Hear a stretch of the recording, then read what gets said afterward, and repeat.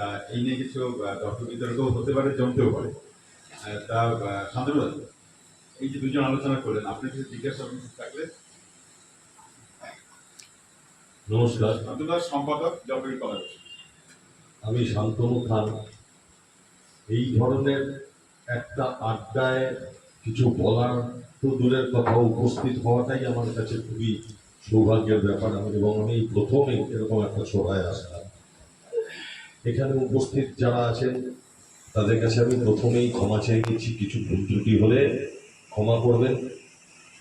আছেন এখানে আমার জ্যেষ্ঠ ভ্রাতাসম শেখরদা, আকাশদা, সাধনদা, ভাতৃসম সব্যসাচী, দীপঙ্কর, রীনা ভারতী আছেন। আমি প্রথমেই যেটা বলবো, যে পরিপ্রেক্ষিতে আকাশদা বা সাধনদা আলোচনা করলেন, এটার ইতিহাস কিন্তু অনেক পুরনো। হ্যাঁ, যেমন আমার মনে হয় গ্রিক সভ্যতা হচ্ছে সবচেয়ে পুরনো সভ্যতা, এবং গ্রিসে প্রথম নাটক রচনা করা হয়েছিল একজন লোক, নামটা এই মুহূর্তে মনে আসছে না। তিনি নাটক রচনা করেছিলেন।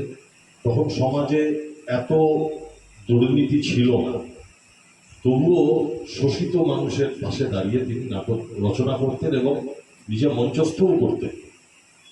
পরবর্তীকালে নাটকের আরো অদল বদল হয়ে মডিফিকেশন, মুখ হয়ে নাটক চলছে তার নিজের ধারায়। বাংলায় যদি আসেন, আপনি যে সাধনদা যেটা নীল দর্পণের কথা উল্লেখ করলেন, 1860 খ্রিস্টাব্দে দীনবন্ধু মিত্রের রচনা নীল দর্পণ। কি কেন রচনা করেছিলেন? বাংলাদেশের মেহেরপুরে নীল চাষিদের ব্রিটিশরা যে বাধ্য করত নীল চাষ করতে, এবং তাদের যেভাবে শোষণ করা হতো, সেটাই তিনি নীল দর্পণে ফুটিয়ে তুলেছিলেন। সুতরাং আমরা প্রথম থেকেই দেখি নাটক কিন্তু প্রতিবাদ, শোষকদের, শোষিতদের পাশে দাঁড়ায় এবং নিপীড়ন, শোষণের বিরুদ্ধে কথা বলে। পরবর্তীকালে মধুসূদন দত্ত এই নীল দর্পণের ইংরেজি অনুবাদ করে ইংরেজিতেও এই নাটক মঞ্চস্থ করেছেন। বাংলায় যখন রাজনৈতিক অস্থিরতা চলছে 1971 সালে, সে সময় উৎপল দত্ত তিনের তালোয়ার মঞ্চস্থ করেন, পিপলস লিটল থিয়েটারের প্রথম মঞ্চায়ন ওটা। তারপর থেকে এই সমস্ত নাটকগুলো এবং যতগুলো নাটক রচনা হয়েছে, নাটকগুলো কিন্তু শোষণ নিপীড়নের বিরুদ্ধে কথা বলে, প্রশ্ন জাগায় মনের মধ্যে, এবং শোষিত নিপীড়িত মানুষের স্বার্থে কথা বলে।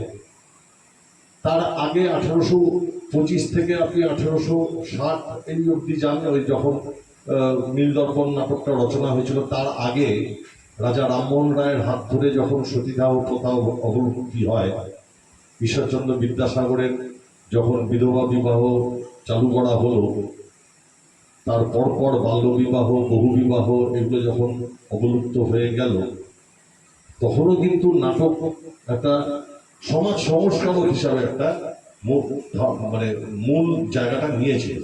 কুসংস্কারের বিরুদ্ধেও নাটক কথা বলে। সুতরাং আজকের নাটক এসব বাদ দিয়ে সম্ভব নয়। আজকের নাটক সমাজ সংস্কারক তো হবেই। কেন হবে? আজকের যে পরতে পরতে দুর্নীতি এবং রাজনীতির প্রশ্রয়ে যে দুর্নীতি, সেই দুর্নীতির বিরুদ্ধে রুখে দাঁড়াতে গেলে নাটক হচ্ছে প্রধান হাতিয়ার। আমাদের একটা গান আছে, নাটক তো হাতিয়ার নির্ভীক প্রতিভা। এটা শ্রদ্ধেয় কুমারেশ দেবের লেখা, এবং তিনি চিরকালীন এই গানটা লিখে গেছেন অবক্ষয়ের অন্ধকারে। সুতরাং এই গানটি চিরকালীন হয়ে থাকবে। এবং আমি মনে করি আজকের প্রেক্ষিতে নাটকের ভূমিকা অবশ্যম্ভাবী। নাটক নিয়ে রাস্তায়, মঞ্চে নামতে হবে এবং প্রতিবাদ জানাতে হবে। যেখানে বিভিন্ন রাজনৈতিক দল তারাও বলছে কোনো রাজনৈতিক আন্দোলন করা যাবে না। কেন?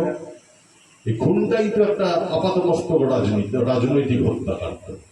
আমার মতে রাজনীতির প্রশ্রয়ে, দুর্নীতিবাজদের আস্থালনে এই খুনটা সারা হয়েছে। এবং সেখানে রাজনীতি কিভাবে ঢুকে গেছে একটা রিসেন্টলি একটা ভিডিও ভাইরাল হয়েছে, কালকেই দেখছিলাম। কয়েক মিনিটের মধ্যে সেই সেমিনার হলে শয়ে শয়ে লোক, তার মধ্যে আইনজীবী, পুলিশ অফিসার, ফরেন্সিক বিশেষজ্ঞ, সবাই।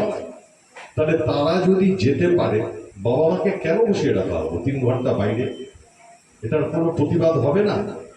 একটা এত বড় শাসক অনুমোদিত গুন্ডা, তারা এত বড় একটা দুর্নীতি করে এত বড় একটা হত্যাকাণ্ড সারলো, তার প্রতিবাদ করতে গেলে অরাজনৈতিক পথে কেন করতে হবে? এটা আমার মত। জানি না এখানে আরো সবাই আছেন তাদের মত কি, তবে আমার মতে এই প্রতিবাদ করতেই হবে এবং আমরা করে যাব, এইটুকু।